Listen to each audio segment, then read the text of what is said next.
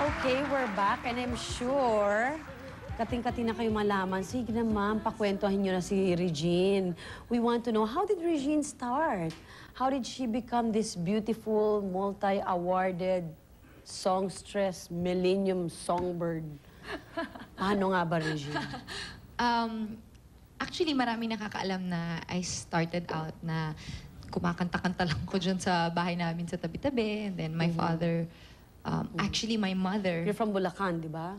Originally, we're from Manila talaga. Ah, talaga? And I remember when I was like about mga 3-4 years old, ganyan, nagkakanta-kanta na ako. Pag may manidinig ako sa radyo, kakanta-kanta ako. And then, pinaglalaroan ako ng nanay ko. Pinapatungtong niya ako sa lamesa, and then she'll dress me up, tapos tuturuan niya akong arte-arte. Yung uso nun, si Pilita Corrales, so papagaya niya sa akin si Pilita Corrales. Ginagaya ko naman. Mga ganyan-ganyan din ako. So tuwan-tuwa naman siya. And then, noon nga, mga 6 years old ako, sumali ako ng amateur singing contest. Tapos yun, tinrain na ako ng tatay ko kasi parang na-discover niya nga na, may boses tong anak ko, ganyan-ganyan. Tapos, ang mami ko naman nagigitara, so she'd always, I would ask her, Mami, ako naman yung kakanta. Tapos tutugtog siya. So na-amuse din yung nanay ko sa akin kasi parang, kumakanta na talaga ngayon, buo ng kanta. Kasi dati, kapra-kapraso lang. So yun, that's how I started. Nagjo-join ako ng mga amateur singing contest. I remember, and it was very... Palagi ka na nanalo? No. Ah, talaga? Lagi akong tatalo. Come on! Yeah, lagi ako natatalo. Most of the time, natatalo ako.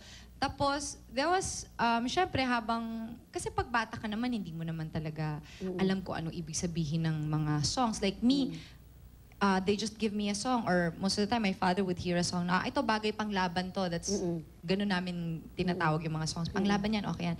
Pero hindi ko naman nabibigyan talaga ng buhay kasi hindi ko naman alam pa kung ano yun. Although, my parents would try very hard to explain it to me na this is how you should sing it, ganun.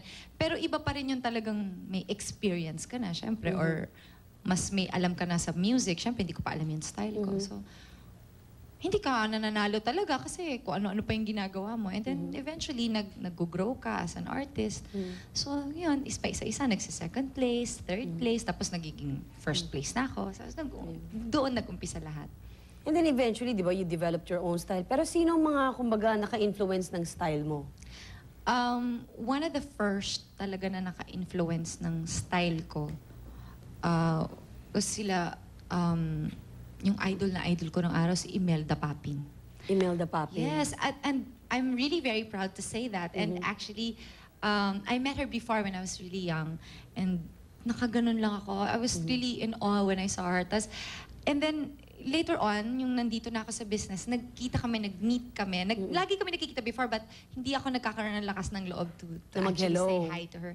And then, finally, nagkaroon ako ng lakas na sabi ko, hi, alam nyo, idol na idol ko talaga kayo. Even before. And she was actually very happy to hear that. So yun, sila yung mga naka-influence sa akin. And then, nakilala ko na si Barbra Streisand. Hindi ko siya nakilala personally, pero narinig ko na siya.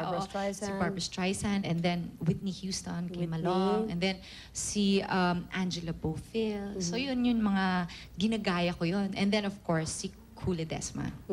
Yun na yung aking idol na talaga yun. What about Mariah? Do you like Mariah? I like her a lot. Nowadays, siya yung aking favorite singer. Kasi, for some reason, I don't know, parang, I'm sure hindi ko mako-compare yung life ko with her, but somehow I can relate to her. I don't know when, every time I see her being interviewed or whatever, or even her songs, somehow I can relate to her. Parang ganun. Kasi I have a feeling we're sisters before. Actually, feeling ko nga, kasi para bang walang nakakagawa ng mga kulot na katulad ng ginagawa niyang kulot eh. Hindi kasi Diba yung kulot na kulot? I mean, wala na tayong question na magaling talaga siya. Pero parang as a person, for some reason, like I said, Why I'm can't sure... you compare your life with her? I'm sure it's different. I'm sure it's magkaiba kami. But for some reason, nakaka-relate ako sa kanya. I don't know why. Kasi siguro nga yung sobra yung paghanga ko sa kanya. Ganun, Bakit? siguro. Di ba may nanliligaw din naman sa yung producer? Sino yun? Sino yun? Di ba ganun si Mariah? Oo. Na-inlove sa kanya yung boss niya. Wala pa naman na-in-love sa aking boss ko. Ganon. Charing. Wala pa naman. So, yun. Di ba? And then, what about your dressing up, di ba? Maraming nakapansin na, I remember nung kinanta mo yung theme song ng Magdusa Ka, ilang taong ka lang, bago ka lang sa showbiz I mo, di ba? was only mga 18 or mga 18 Makales lang pa, ako. kapapanalo mo pa lang nun sa bagong kampiyon, di ba? Oo, ganun. 17, 18. Mhm. Parang, di ba that time, napaka-simple. Ang simple-simple ni Regine. Naalala ko, parang ganun pa yung buhok mo. Oo, na haba. diretso lang, ganun nakabangs. Tapos talagang super payat. Tapos ngayon, biglang, wow, ang stylish-stylish niya. Ang gaganda ng mga sapatos, ng mga damit. Palagi kang trendsetter, kumbaga sa mga suot. Sino naman ang nakaka-influence ng style mo? Nag-umpisa yan nga, I was handled by my manager, Ronnie Hinares na. Tapos, yun nga, napansin siya na niya yung na unang medyo mong may manager? siya lang talagang manager ko. Si Ida, yung wife niya, she was the one who taught me how to dress up properly, kung paano mag-mix match, tapos kinuhanan nila ako ng sponsor. And then before, I don't feel comfortable with, you know, the things that I was wearing, the clothes that I was wearing. Kasi nga, hindi ako sanay. And then eventually, Manang ka nga before eh. exactly. And I was very conscious with my body because I was really thin. So Eh eventually, ngayon, I swaksy ka na. Hindi naman masyado. Kainis. Eventually, nakalakihan ko na yun. Nagkaroon ako ng taste. Oh. So hindi naman pala totoo na once baduy, always baduy. No, You can because- acquire taste. Yes, and actually, I think na-acquire naman talaga yung taste. And you can actually No, palagay teach ko, naman you already yourself. had it eh. You already had it within you. Tapos si Louie Mamengo started dressing me up siguro mga 1990. Yun talagang, siya na yung designer ko talaga na nakahanap ako talaga ng designer na I felt comfortable with my clothes. Yeah, felt and I can never very forget that confident because with it. naalala ko na meet ko pa lang si Louie Mamengo, tapos tinanong ko, sabi ko, you're the one dressing up Regine. Kasi talagang impressed na impressed ako kasi the first time nakita ko, sabi ko, babadoy-badoy lang yan, nakita ko dun, oh. Sabi ko, parang manang yung suot. Bakit ngayon parang impressed ako, parang bang kablog. Naiba. Ganda ng suot niya. Naiba talaga ako when Louie Mamengo. Cynthia! When Mamengo started dressing me up. About your makeup, who does your makeup? Like, sometimes kasi parang napansin ko from the simple Regina, hindi marunong magayos, biglang, ikaw una nagpauso ng kabloom na makeup na gano'n. Ano yun? May mga glitter-glitter siya dyan. Meron siyang kidlat. Ganon. May mga ganon-ganon. Tapos may bindi. Biglang tuk-tuk-tuk-tuk naglagay. O, di ba? Kumbaga, trendsetter ka talaga. Alam mo, ako nakikita-kita ko lang yun. Tapos tinatry ko lang kasi nga hindi ako... Kasi Ikaw dito, gumagawa nun? Or does Oo. somebody do it for you? No, I do You my lang. own makeup. I do those thingies. I experiment. And you know why, maybe you're wondering why I'm asking Regine all this, because I want her to be a good example to all of you out there who dream to be somebody big in the future. Once upon a time, she was the shy little girl, provinciana last, and tinan nyo naman nag-bloom siya. And si Regine, hindi siya naging mayabang. Kumbaga, tinulungan niya rin yung mga ibang tao.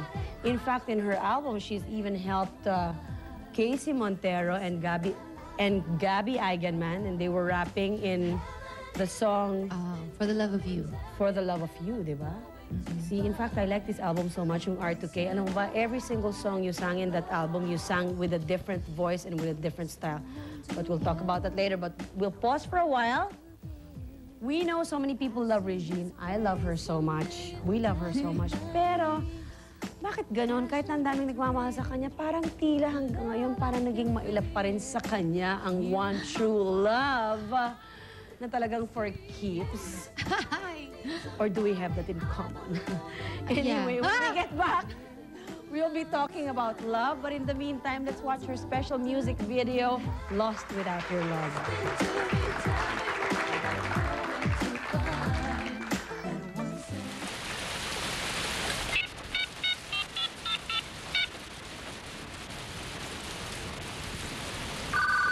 Please leave a message after the beep.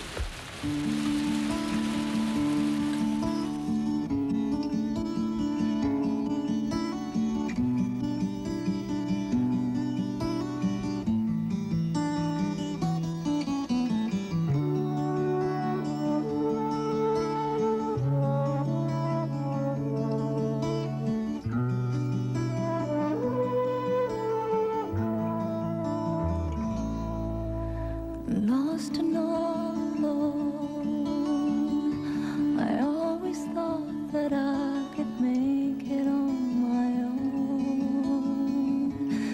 Since you left, I hardly make it through the day. My tears get in the way, and I need you back to stay. I wander through the night and search the world to find the words to make things right. All I want is just the way it used to be. With you here close to me, and I've got to make you see that I'm lost without your love. Life without you isn't worth the trouble of. Well, I'm as helpless as a ship without a wheel, a touch without a feel. I can't believe it's real. But someday soon I'll wake and find